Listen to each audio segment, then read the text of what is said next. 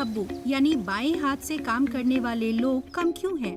कानों से लेकर पांवों तक हमारे कई अंग एक जैसे होते हुए भी समान नहीं हैं। जैसे कि हम में से 40% लोग बाएं कान से बेहतर सुन पाते हैं।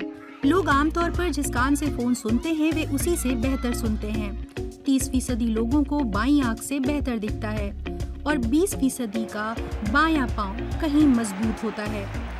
लेकिन बायां हाथ 10 में से केवल एक का ही ज्यादा चलता है। तो हम में से ज्यादातर लोग दायां हाथ ही इस्तेमाल करते हैं, ज्यादातर दूसरे किसी भी जीव के मुकाबले ज्यादा।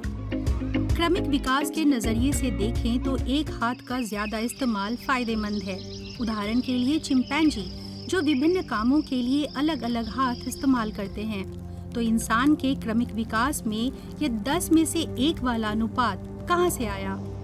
प्राचीन निएंडरथल इंसानों के दांत इसका संकेत देते हैं। उनसे पता चला है कि वे भी ज्यादातर दाएं हाथ का इस्तेमाल करते थे। जब निएंडरथल मांस खाते थे तो वे इसे कसकर दांतों से पकड़ते थे और अपने ज्यादा इस्तेमाल होने वाले हाथ से मांस काटते थे। लेकिन कई बार वो गलती से दांत खरोंच लेते थे और इन्हीं खरोंचों से पता चला है कि उनका चाकू किस हाथ में रहा होगा।